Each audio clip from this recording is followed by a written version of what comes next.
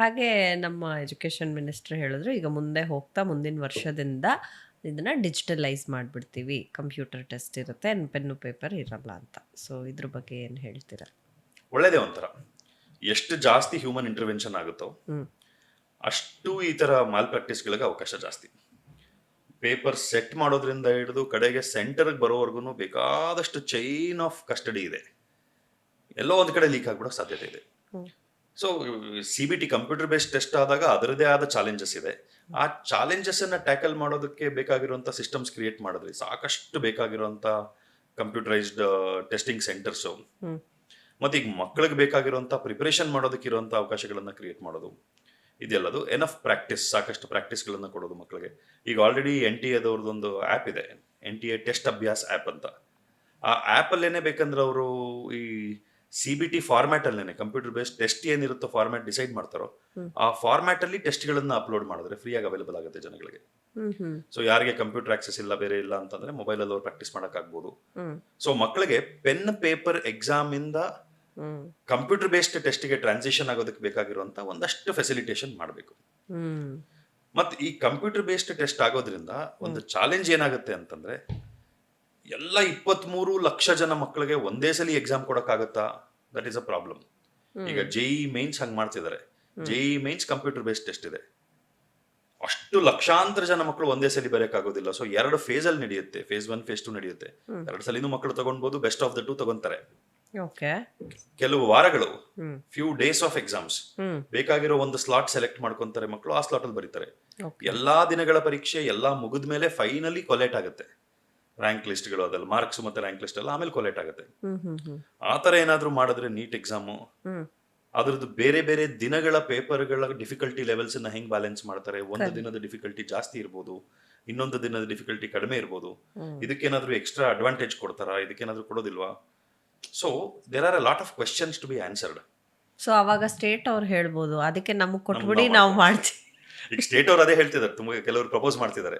ಈಗ ನಿಮ್ಗೆ ಏನು ನೀಟ್ ಮಾಡೋದ್ರಿಂದ ಆಲ್ ಇಂಡಿಯಾ ಕೋಟಾಗೆ 15% ಸೀಟ್ ಸಿಗುತ್ತಲ್ಲ, ನಮ್ಮ ಎಕ್ಸಾಮ್ ನಾವು ಮಾಡ್ಕೊಂತೀವಿ, ನಮ್ ಕೋಟಾದು ನಮ್ಮ ಎಕ್ಸಾಮ್ ಬೇಸಿಸ್ ಮೇಲೆ ಫಿಲ್ ಮಾಡ್ಕೊಂತೀವಿ, ಇನ್ನೊಂದು ಎಕ್ಸಾಮ್ ಮಾಡಿ. ಮುಂಚೆ ಹಂಗೆ ತಾನೇ ಇದ್ದಿದ್ದು, ಕರ್ನಾಟಕದ ಮಕ್ಕಳು CET ಬರೀತಿದ್ರು, ಆಲ್ ಇಂಡಿಯಾ ಕೋಟಾಗೆ AIPMT ಇರ್ತಿತ್ತು, all India pre medical test ಅಂತ. ಸೊ ಇವಾಗ ಹೆಂಗೆ 15% ಕೋಟಾ ಇದೆಯೋ, 15% ಗವರ್ಮೆಂಟ್ ಕಾಲೇಜ್ಗಳಲ್ಲಿ ಸೀಟ್ಗಳನ್ನ ಆಲ್ ಇಂಡಿಯಾ ಕೋಟಾಗ ಅವೈಲೇಬಲ್ ಇರ್ತಿತ್ತು. ಸ್ಟೇಟ್ಸ್ ಅವ್ರು ಅದೇ ಹೇಳ್ತಿದ್ರು, ಈಗ ನಮ್ದು ನಾವು ಮಾಡ್ಕೊಂತೀವಪ್ಪ, ನಿಮ್ ಕೈಲಿ ಹ್ಯಾಂಡಲ್ ಮಾಡಕ್ ಆಗ್ತಾ ಇಲ್ಲ, ನಿಮ್ಗೆ ಆಲ್ ಇಂಡಿಯಾ ಕೋಟಾ ಸೀಟ್ಸ್ ಏನಿದೆ ನಮ್ ಗವರ್ಮೆಂಟ್ ಕಾಲೇಜಲ್ಲಿ ಕೊಟ್ಬಿಡ್ತೀವಿ, ಅದಕ್ಕೊಂದು ನೀವು ಸಪರೇಟ್ ಎಕ್ಸಾಮ್ ಮಾಡ್ಕೊಳ್ಳಿ ಅಂತ. ಬಟ್ ನನ್ನ ಪ್ರಕಾರ ಅದು ನಾಟ್ ಎ ಗುಡ್ ಐಡಿಯಾ. ಮಕ್ಕಳಿಗೆ ಮಲ್ಟಿಪಲ್ ಎಕ್ಸಾಮ್ಸ್ ಆಗುತ್ತೆ ಮತ್ತೆ. ಕರೆಕ್ಟ್. ಈಗ ನಮ್ಮ ಕಾಲದಲ್ಲೆಲ್ಲ ನಾವು ಎಕ್ಸಾಮ್ ಬರೆಯುವಾಗ ಕನಿಷ್ಠ ಒಂದು 5-6 ಪರೀಕ್ಷೆ ಬರೀತಿದ್ವಿ.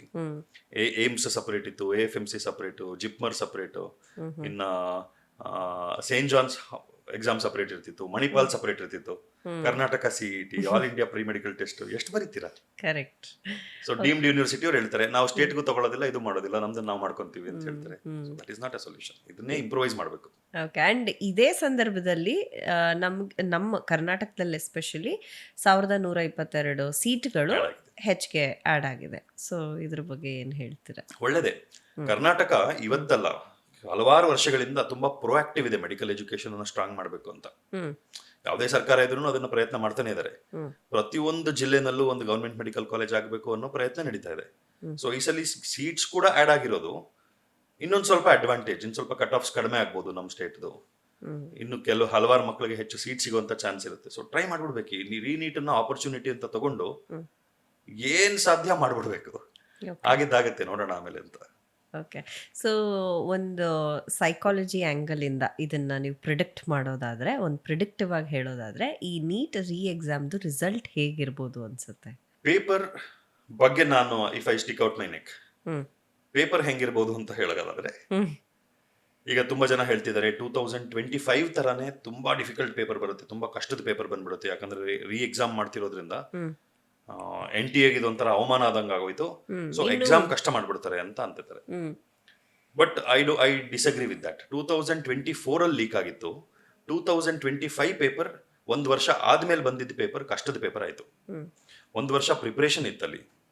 The same students who attempted 2024 were not punished. ಅದು ಯಾಕೆ? ಅಲ್ಲ ಪನಿಷ್ಡ್ ಅಂತಂದ್ರೆ ಅದೇ ಮಕ್ಕಳಿಗೆ ಇವಾಗ ನಾವು ಇಲ್ಲಿ ಈ ಮಕ್ಕಳಿಗೆ ರೀ ಎಕ್ಸಾಮ್ ಮಾಡಿದಾಗ ಇವಾಗ ಏನ್ ಕೊಟ್ಟಿದ್ರು ಪೇಪರ್ ಫಾರ್ಮ್ಯಾಟ್ ಅದಕ್ಕಿಂತ ತುಂಬಾ ಡಿಫಿಕಲ್ಟಿ ಮಾಡಿದ್ರೆ ಯಾರೋ ಲೀಕ್ ಮಾಡಿದ್ರು ಅನ್ನೋ ಕಾರಣಕ್ಕೋಸ್ಕರ ನೀವು ಎಲ್ಲ ಮಕ್ಕಳ ಮೇಲೂ ಕೋಪ ತೀರಿಸ್ಕೊಂಡಂಗಾಗತ್ತೆ. ಕರೆಕ್ಟ್. ಸೊ ನನ್ನ ಅಭಿಪ್ರಾಯದಲ್ಲಿ paper difficulty level more or less main 2026 actual NEET exam ಏನ್ ನಡೀತು ಮೇ 3ನೇ ತಾರೀಕು ಅದೇ ಮಟ್ಟಕ್ಕೆ ಇರುತ್ತೆ. ಸ್ವಲ್ಪ ಲೆಂತಿ ಆಗ್ಬೋದು, ಒಂದು ಸ್ವಲ್ಪ ಮಟ್ಟಿಗೆ ಮಾರ್ಜಿನಲಿ ಡಿಫಿಕಲ್ಟಿ ಲೆವೆಲ್ ಇನ್ಕ್ರೀಸ್ ಆಗ್ಬೋದು. It will not become like 2025 paper. ಅವರು ನಮ್ಮ ಮಿನಿಸ್ಟರ್ ಮಾತಾಡುವಾಗ ಅವರು ಹೇಳಿದ್ರು OMR ಶೀಟ್ ಫಿಲ್ ಮಾಡೋದಕ್ಕೆ ಸ್ವಲ್ಪ ನಮಗೆ ಜಾಸ್ತಿ ಸಮಯ ಬೇಕು ಅಂತ ಹೇಳಿ ಎಲ್ಲ ಸ್ಟೂಡೆಂಟ್ಸ್ ಹೇಳಿದ್ರು. ಹಾಗಾಗಿ 15 ನಿಮಿಷ ಎಕ್ಸ್ಟ್ರಾ ಕೊಡ್ತಾ ಇದ್ದೀವಿ ಈ ಸಲ ಅಂತ ಹೇಳಿ. ಸೊ ಏನಿದು, ಯಾಕೆ OMR ಶೀಟ್ದು ಫಿಲ್ಲಿಂಗು ಎಕ್ಸ್ಟ್ರಾ ಸಮಯ? ಆಲ್ರೆಡಿ 20 ನಿಮಿಷ ಇದೆ. 1:40ಕ್ಕೆ ಮಕ್ಕಳು ಎಂಟರ್ ಆಗ್ತಾರೆ. ಅವ್ರದ್ದು OMR ಶೀಟ್ ಫಿಲ್ ಮಾಡೋದು ಅದೆಲ್ಲ ಆಗುತ್ತೆ 2 ಗಂಟೆವರೆಗೂ. 2 ಗಂಟೆವರೆಗೂ ಕ್ವೆಶ್ಚನ್ ಪೇಪರ್ ಓಪನ್ ಮಾಡೋಂಗಿಲ್ಲ. 2 ಗಂಟೆಯಿಂದ 5 ಗಂಟೆವರೆಗೂ ಎಕ್ಸಾಮ್ ಆಗುತ್ತೆ. ಈಗ 15 ನಿಮಿಷ ಎಕ್ಸ್ಟ್ರಾ ಟೈಮ್ ಕೊಡ್ತಿರೋದು extra time for the exam ಅಂತ ಅನ್ಕೊಳ್ಳಿ ಅಷ್ಟೇ. ಸೊ ಅದೊಂಥರ ಕಾಂಪನ್ಸೇಷನ್ ಇದೆ. ಇವಾಗ ಹೇಳ್ತಿದಾರಲ್ಲ, ನೀವು ಕಟ್ಟಿದ ಎಕ್ಸಾಮ್ ಫೀಸ್ ಎಲ್ಲ ನಾವು ರೀಫಂಡ್ ಮಾಡ್ಬಿಡ್ತೀವಿ ಅಂತ. ಬಹಳ ಉಪಕಾರ ಮಾಡ್ತಿದ್ದೀರಾ. 1,000 ರೂಪಾಯಿ ಎಕ್ಸಾಮ್ ಫೀಸ್ ರೀಫಂಡ್ ಮಾಡ್ಬಿಟ್ಟು 1,500 ಏನೋ ಎಕ್ಸಾಮ್ ಫೀಸ್ ಅಷ್ಟೇ. ಅದು ಒಂಥರ okay, it is a gesture, no doubt that we are with you, ನಾವು ನಿಮ್ಮ ಜೊತೆಗಿದ್ದೀವಪ್ಪ ಅಂತ. ಬೇಜಾರು ಮಾಡ್ಕೊಳ್ಬೇಡಿ ಅಂತ. ಓಕೆ, ಸೊ ರಿಸಲ್ಟ್ ಬಗ್ಗೆ ಹೇಳೋದಾದ್ರೆ, do you expect the same kind of result in the re exam? ಏರುಪೇರಾಗುತ್ತೆ. ಆ ಒಂದು ಮೊಮೆಂಟಮ್ ಅಲ್ಲಿ ಪ್ರಿಪೇರ್ ಮಾಡ್ಕೊಂಡು ಬಂದಾಗ ಪರ್ಫಾರ್ಮೆನ್ಸ್ ಹೆಂಗಿರುತ್ತೆ, ಒಂದು ಡಿಸ್ಟರ್ಬ್ ಆದ್ಮೇಲೆ ಪರ್ಫಾರ್ಮೆನ್ಸ್ ಹೆಂಗಿರುತ್ತೆ. ಕರೆಕ್ಟ್. ಮುಂಚಿನ ಪೇಪರ್ನಲ್ಲಿ ತುಂಬಾ ಚೆನ್ನಾಗಿ ಮಾಡಿದ್ದವ್ರು ಇವಾಗ ಬೀಳೋ ಚಾನ್ಸ್ ಇರುತ್ತೆ. ಬಿಕಾಸ್ ಅವರು ಡಿಸಪಾಯಿಂಟ್ಮೆಂಟ್ ಅಲ್ಲಿ ಎಕ್ಸ್ಟೆಂಡೆಡ್ ಪ್ರಿಪರೇಷನ್ ಮಾಡ್ತಾರೆ. ಮುಂಚಿನ ಪೇಪರ್ ಅಲ್ಲಿ ಚೆನ್ನಾಗಿ ಆಗಿಲ್ದೇ ಇದ್ದವ್ರಿಗೆ ಇದೊಂಥರ ಹೊಸ ಅವಕಾಶ ಸಿಕ್ದಂಗೆ, ಇದನ್ನೊಂದು ಚಾನ್ಸ್ ಸಿಕ್ದಂಗೆ ಆಯ್ತು. ಅವ್ರು ಸ್ವಲ್ಪ ಜೋಶಲ್ಲಿ ಪ್ರಿಪೇರ್ ಮಾಡ್ಬೋದು. ಕರೆಕ್ಟ್. ಬಟ್ ಇದನ್ನ ಚೆನ್ನಾಗಿ ಮಾಡಿದ್ದವರು ಸ್ವಲ್ಪ ಆಬ್ಜೆಕ್ಟಿವ್ ಆಗಿ ಥಿಂಕ್ ಮಾಡಿದ್ರೆ, ಎಮೋಷನಲ್ ಆಗಿ ಅಲ್ದೆಲ್ಲ ಯೋಚನೆ ಮಾಡಿ ಇನ್ನೊಂದು ಅವಕಾಶ ಸಿಕ್ಕಿದೆ ನಾನು ಬಿಡಬಾರ್ದು ಅಂತ ಪ್ರಿಪರೇಷನ್ ಮಾಡಿದ್ರೆ ಒಳ್ಳೇದಾಗತ್ತೆ. ಬಟ್ ಹೆಂಗಾಗುತ್ತೆ ಮೇಡಮ್, ಇವತ್ತು ಲೆಟ್ಸೆ ನೀವು ಇವತ್ತೊಂದು ಕ್ರಿಕೆಟ್ ಮ್ಯಾಚ್ ಆಡಿದ್ರಿ, ಸೆಂಚುರಿ ಮಾಡಿದ್ರಿ, ಮಳೆ ಬಂದು ಮ್ಯಾಚ್ ನಿಂತೋಯ್ತು. ನೆಕ್ಸ್ಟ್ ಮ್ಯಾಚ್ ಅಲ್ಲಿ ಮ್ಯಾಚ್ ಅಲ್ಲಿ ಸೆಂಚುರಿ ಮಾಡ್ತೀರೇನು? ಸರ್, ಆಡಿದ್ದು ಬರ್ದಿದ್ದು ಆಡಿದ ಮಾತು ಹೋಯ್ತದ. So for somebody the day was good. ಯಾಕಂದ್ರೆ ಈ ಎಕ್ಸಾಮ್ಗಳಲ್ಲಿ ನಿಮ್ಗೆ ಎಷ್ಟು ಪ್ರಿಪೇರ್ ಮಾಡಿದೀರಾ ಅನ್ನೋದು ಅಷ್ಟೇ ಮ್ಯಾಟರ್ ಆಗಲ್ಲ ನಿಮ್ ಪರ್ಫಾರ್ಮೆನ್ಸ್. ಆ 3 ಗಂಟೆನಲ್ಲಿ ನಿಮ್ ಟೈಮ್ ಹೆಂಗೋಯ್ತು ಅನ್ನೋದ್ರ ಮೇಲೆ ಮ್ಯಾಟರ್ ಆಗುತ್ತೆ. ಯಾರೋ ಪಾಪ ಆ ಟೈಮಲ್ಲಿ ಚೆನ್ನಾಗಿ ಮ್ಯಾನೇಜ್ ಮಾಡಿದ್ದಿರ್ಬೋದು, ಅವ್ರಿಗೆ ಚೆನ್ನಾಗಿ ಆಗಿದ್ದಿರ್ಬೋದು, ಅವ್ರ ಅದೃಷ್ಟದಲ್ಲಿ ಚೆನ್ನಾಗಿ ಆಗಿರುತ್ತೆ. ಇವಾಗ ಅದಾಗ್ಲಿಲ್ಲ ಅಂತಂದ್ರೆ ಕಡಿಮೆ ಆಗ್ಬೋದು. ಸೊ ಅದನ್ನೆಲ್ಲ ಯೋಚನೆ ಮಾಡೋದು ಬೇಡ. ಚೆನ್ನಾಗಿ ಮಾಡಿದ್ರು ಏನಾಗುತ್ತೆ let us not bother about it ಅಂತ ನಾನು ಹೇಳೋದು. ಸೊ ಈಗ ಫರ್ದರ್ ಹೋಗ್ತಾ ಫ್ಯೂಚರಲ್ಲಿ ಈ ಪೇಪರ್ ಲೀಕ್ಗಳನ್ನು ನಾವು ಆದಷ್ಟು ಅವಾಯ್ಡ್ ಮಾಡಬೇಕು ಅಂತಂದರೆ ಏನೆಲ್ಲ ರೀತಿಯ ಚೇಂಜಸ್ ಅಥವಾ ಕ್ರಮಗಳನ್ನು ತಗೊಳ್ಬಹುದು? ನನ್ನ ಪ್ರಕಾರ ಮನುಷ್ಯರು ದುರಾಸೆ. ನನಗೆ ಯಾವುದೋ ಒಂದು ಅವಕಾಶದಲ್ಲಿ ನಾನು ಹೆಚ್ಚು ಹಣ ಮಾಡ್ಬೋದು ಅದು ಇದು ಅಂತಂದ್ರೆ ಯಾರೋ ಒಬ್ರು ಇರ್ತಾರಲ್ಲ ಏನೋ ಒಂದು ತರಲೆ ಮಾಡೋಕ್ಕೆ. ಸೊ ಈ ತರದ ವ್ಯವಸ್ಥೆಗಳಲ್ಲಿ ಎಸ್ಪೆಷಲಿ ಮಕ್ಕಳ ಭವಿಷ್ಯದ ಜೊತೆ ಒಂಥರ ಛೇಡ್ಛಾಡ್ ಮಾಡೋದು ಅಂತ ಹೇಳ್ತಾರಲ್ಲ, ಆಟಾಡೋದು ದೇಶದ್ರೋಹ ಅಂತ ನನ್ನ ಅಭಿಪ್ರಾಯ. ಯಾಕಂದ್ರೆ ದೇಶದ ಭವಿಷ್ಯದ ಜೊತೆ ಆಟಾಡ್ದಂಗೆ ಅದು. ಕರೆಕ್ಟ್. ಸೊ ಎಕ್ಸಾಮ್ ಮ್ಯಾಲ್ ಪ್ರಾಕ್ಟೀಸ್ಗಳನ್ನ ತಡಿಬೇಕು, ಪೇಪರ್ ಲೀಕ್ಗಳನ್ನ ತಡಿಬೇಕು ಅಂತಂದ್ರೆ ಎಕ್ಸಾಮಿನೇಷನ್ ಪೇಪರ್ಗಳನ್ನ ಲೀಕ್ ಮಾಡುವಂಥದ್ದನ್ನ ಹೈಯೆಸ್ಟ್ ಆಫ್ ದಿ ಕ್ರೈಮ್ಸ್ ಜೊತೆ ಕೂಡಿಸ್ಬೇಕು. ಈಗ ದೇಶದ್ರೋಹ ಅತಿ ದೊಡ್ಡ ಕ್ರೈಮ್ ಅಂತ ಆದ್ರೆ ಈ ತರದ ಎಕ್ಸಾಮಿನೇಷನ್ ಮ್ಯಾಲ್ ಪ್ರಾಕ್ಟೀಸಸ್ ಅಲ್ಲಿ ಭಾಗವಹಿಸುವಂತವ್ರನ್ನ ಕೂಡ ದೇಶದ್ರೋಹಿಗಳ ತರ ನೋಡ್ಬೇಕು. ಏನದೇನು ಯಾರು ಏನು ಅಬ್ಜೆಕ್ಟ್ ಮಾಡೋಂಗಿಲ್ಲ. ಈಗ ಟ್ರಾಫಿಕ್ ರೂಲ್ಸ್ ಅಲ್ಲಿ ಡ್ರಂಕ್ ಅಂಡ್ ಡ್ರೈವಿಂಗ್ 20,000 ರೂಪಾಯಿ ಫೈನ್ ಮಾಡಿದ್ರು ಅಂತ ಅನ್ಕೊಳ್ಳಿ. ಯಾರಾದ್ರೂ ಫೈನ್ ಜಾಸ್ತಿ ಆಯ್ತು ಅಂತ ಪ್ರೊಟೆಸ್ಟ್ ಮಾಡಕ್ಕಾಗತ್ತಾ? ದ ಓನ್ಲಿ ಥಿಂಗ್ ಇಸ್ ಕುಡಿಬೇಡಪ್ಪ, ನೀನು ಕುಡಿದು ಓಡಿಸ್ಬೇಡ. ಯು ಕೆನಾಟ್ ಸೇ ಫೈನ್ ಜಾಸ್ತಿ ಆಯ್ತು ಅಂತ ಹೇಳಕ್ ಆಗೋದಿಲ್ಲ.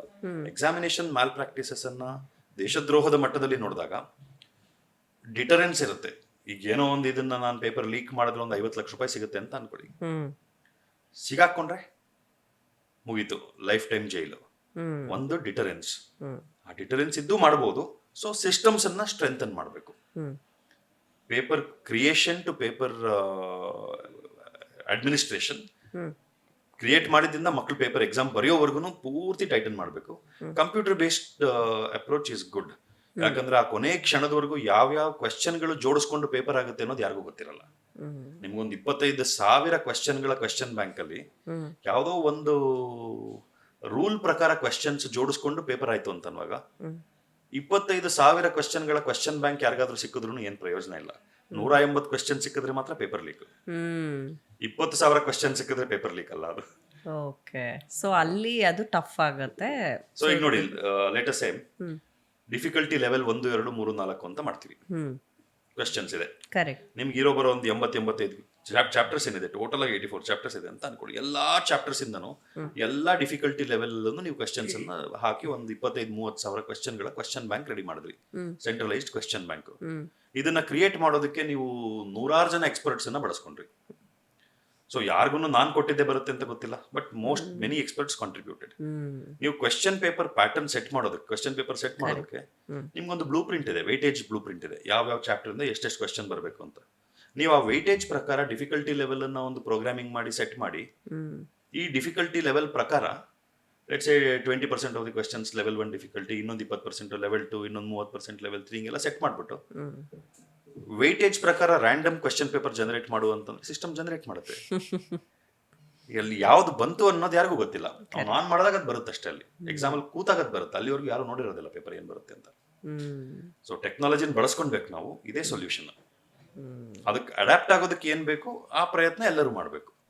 But at the same time ಟೆಕ್ನಾಲಜಿನಲ್ಲೂ ಹ್ಯಾಕರ್ಸ್ ಇರ್ತಾರೆ, ಹ್ಯಾಕ್ ಆಗುವಂತ ಸಾಧ್ಯತೆಗಳು ಇದೆ. ಸೊ ಹ್ಯಾಕರ್ಸ್ ಏನ್ ಹ್ಯಾಕ್ ಮಾಡ್ತಾರೆ, ಇವಾಗ ನಾನು ಹೇಳ್ದಂಗೆ ರ್ಯಾಂಡಮ್ ಪೇಪರ್ ಜನರೇಟ್ ಆಗುತ್ತೆ according to a particular logic ಅಂತಂದ್ರೆ, ನಿಮ್ಗೆ ಎಲ್ಲೋ ಒಂದ್ ಕಡೆ ಪೇಪರ್ ಜನರೇಟ್ ಆಗಿ ಕೂತಿದೆ ಅಂತಂದ್ರೆ ಯಾರೋ ಒಬ್ಬ ಬಹಳ ಬುದ್ಧಿವಂತ ಹ್ಯಾಕ್ ಮಾಡಿ ಅದನ್ನ ತೆಗಿಬಹುದು. ಅದು ಕೂತೇ ಇಲ್ವಲ್ಲ, it is not land, it is not ಪೊಸಿಷನ್ಡ್ anywhere. From a huge database, it is pulling out according to a particular logic at that instant. Correct. So ಆ ಮೊಮೆಂಟರಿ ಜನರೇಟ್ ಆಗೋ ತರ ಇರಬೇಕು when he logs in.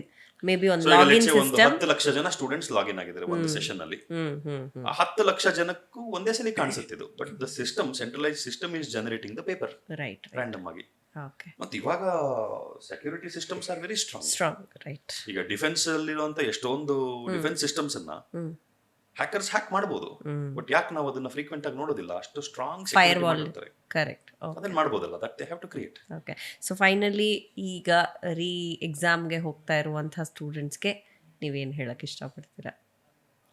Stay calm. ಈಗ ನೋಡಿ, no need to fear the exam. ಭಯ ಪಡಬಾರ್ದು, anxiety ಬೇಡ, ಆತಂಕ ಬೇಡ, ರೆಸ್ಟ್ಲೆಸ್ನೆಸ್ ಬೇಡ, ಏನೋ ಒಂಥರ ಚಡಪಡಿಕೆ ಬೇಡ.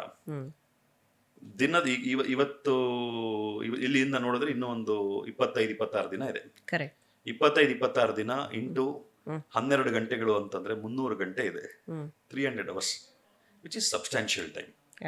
300 ಗಂಟೆಗಳಷ್ಟು ಪ್ರಾಮಾಣಿಕ ಪ್ರಯತ್ನ ಮಾಡಿ, ಆತಂಕ ಪಟ್ಕೊಂಡ್ಬೇಡಿ.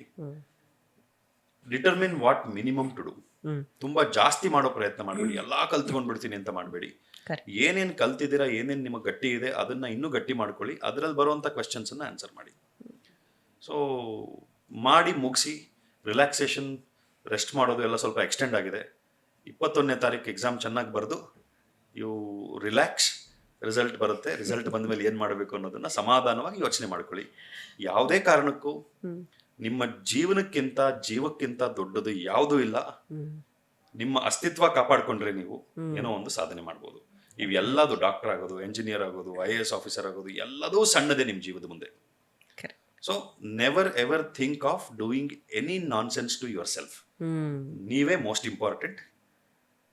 ಎಕ್ಸಾಮ್ ಬರುತ್ತೆ, ಆದಷ್ಟು ಪ್ರಯತ್ನ ಪಡಿ, ಬಂದಷ್ಟರಲ್ಲಿ ಸಂತೋಷವಾಗಿರಿ.